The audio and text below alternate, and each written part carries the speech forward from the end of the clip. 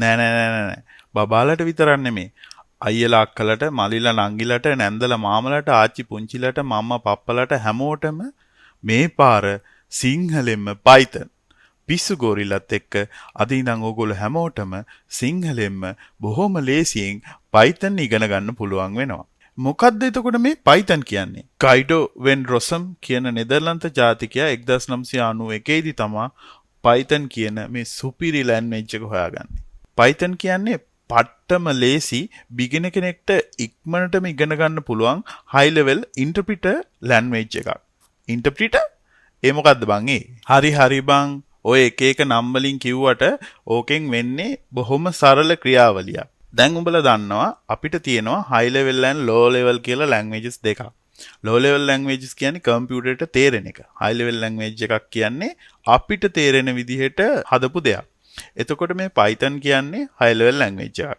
එතකොට ඒකෙදි කරන්නේ අපිට තේරෙන විදිහට අපේ කෝඩ් එක හදන එක. එතකොට අපේ source code එක අපිට පුළුවන් විදිහකට හදනවා. හැබැයි ඒ විදිහ කම්පියුටරයට තේරුම් ගන්න විදිහක් නැහැ.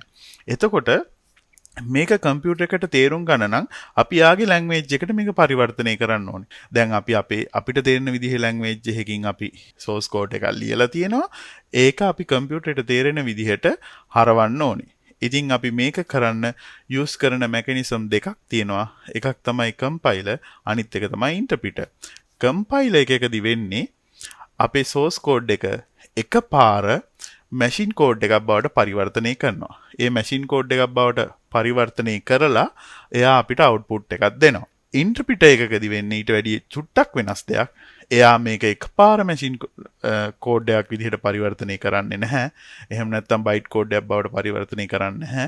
මෙයා කරන්නේ line by line කියවන ගමන් ඒ වෙලාවෙදිම ඒක මැෂින් කෝඩ් එකක් නැත්නම් බයිට් කෝඩ් එකක් බවට පරිවර්තනය කරන එක. ඉතින් ඕක තමයි කම්පයිලර් ලැන්ග්වේජ් එකයි ඉන්ටර්ප්‍රිටර් ලැන්ග්වේජ් එකයි තියෙන වෙනස. එතකොට Python කියන්නේ ඉන්ටර්ප්‍රිටර් ලැන්ග්වේජ් එකක්. ඉතින් ඕගලන්ට තවත් මේක ගැන ගැඹුරට හොඳින් ඉගෙන ගන්න ඕන නම් කරන්න තියෙන්නේ ChatGPT එකෙන් අහන එක. එහෙම නැත්නම් YouTube එකට ගිහිල්ලා interpreter was compiler කියලා search කරලා බලන්න. මොකද මචං මගේ අයිඩියා එක Python කියලා දෙන එක. ඉන්ස්ටෝල් කරන හැටි, ඒක වැඩ කරන්නේ කොහොමද, මෙමරි ඇලොකේෂන් වෙන්නේ කොහොමද, මේකේ ආකිටෙක්චර් එක මොකද්ද, ඒව කියලා දෙන එක නෙමෙයි. ඔයාට Python use කරලා වැඩක් කරගන්න හැටි කියලා දෙන එක තමයි මගේ මූලික අරමුණ. හරි. දැන් ලෝකේ programming languages අතිවිශාල සංඛ්‍යාවක් තියෙනවා. අතිවිශාල සංඛ්‍යාවක් කියන්නේ මේ ලක්ෂ ගණන් නෙමෙයි.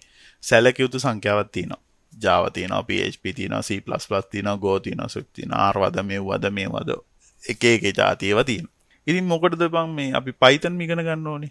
ඇයි අපි Python ඉගෙන ගන්න ඕනේ? කාරණා දෙකක් තියෙනවා. දෙකක් නෙමෙයි. කාරණා ගොඩක් තියෙනවා.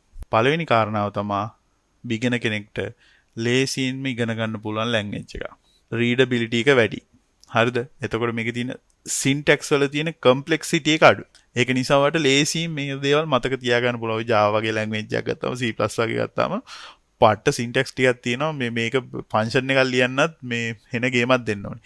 මේක එච්චර දේවල් නැහැ. අග කීමෙන් කියන්නේ ගෞරවයෙන් බුදු සරණයි කියලා අහගෙන ඉන්න තමයි තියෙන්නේ. ඊට පස්සේ මේක මම කිව්වා වගේ ඉන්ටර්ප්‍රිටඩ් ලැන්ග්වේජ් එකක්. ඒ වගේම තමයි මේක ක්‍රොස් ප්ලැට්ෆෝම්. ඔයාලට Windows වල පාවිච්චි කරන්න පුළුවන්, Ubuntu වල පාවිච්චි කරන්න පුළුවන්, Mac වල පාවිච්චි කරන්න පුළුවන්. ඉස්සරහට එන්නේ මොකද්ද? ඒකෙත් පාවිච්චි කරන්න පුළුවන් වෙන්න තමයි මේක හදන්නේ. හරි. අනිවාර්යෙන් පුළුවන් බය වෙන්න එපා.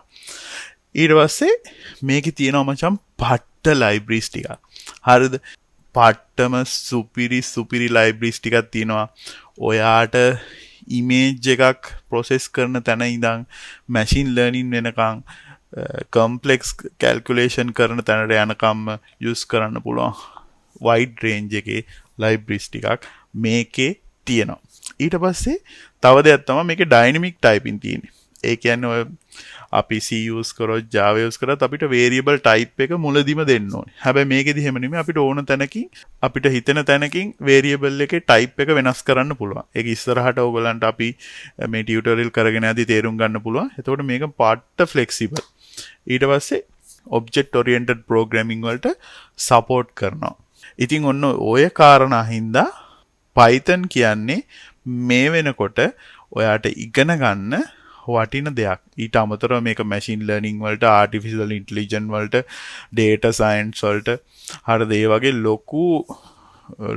ලොකු ඒරියා එකක වීදිච්ච දෙයක්. එතකොට අද වෙනකොට මිනිස්සු මාර විදිහට මේක යූස් කරලා සල්ලි හම්බ කරනවා. ඉතින් මේක බොහොම පහසුවෙන් ඕන කෙනෙක්ට ඉගෙනගෙන තමන්ගේ එදිනෙදා කටයුතු වලට තමන්ගේ තියෙන ප්‍රශ්න වලට සොලියුෂන් දෙන්න මේක යූස් කරන්න පුළුවන්. ඒකයි මම කියන්නේ අයියලා අක්කලට නැන්දලා මාමලට මම්මා පප්පලට ආච්චි සීයලට හැමෝටම මේක බොහොම ලේසියෙන් ඉගෙන ගන්න පුළුවන්. ඉගෙන ගත්තයි කියලා අඩුවක් වෙන්නේ නැහැ. ඉගෙන ගත්තයි කියලා කාටවත් වරදින්නේ නැහැ. ඉතින් පිස්සු ගොරිල්ලා මම ඕගොල්ලන්ට කාටත් Python කියලා ටියුටෝරියල් සීරීස් එකක් අරගෙන එන්නයි බලාපොරොත්තු වෙන්නේ.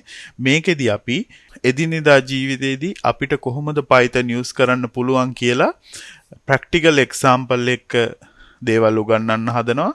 හැබැයි මේක ට්‍රැඩිෂනල් ටියුටෝරියල් සීරීස් එකක් නෙමෙයි. මේකෙදි මම ට්‍රැඩිෂනල් දේවල් කියලා දෙන්නේ නැහැ. මොකද ඒවා ඉගෙන ගන්න ඔයාට ඕන තරම් රිසෝසස් ඉන්ටර්නෙට් එකේ තියෙනවා.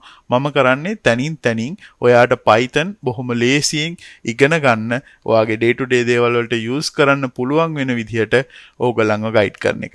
ඉතින් අදම channel එක subscribe කරන්න, මගේ TikTok account එකට එකතු වෙන්න, Facebook page එකට එන්න. ඉස්සරහට එන ටියුටෝරියල් වලින් අපි හම්බ වෙමු. එහෙනම් කොල්ලෝ අපි ගියා. ජය වේවා.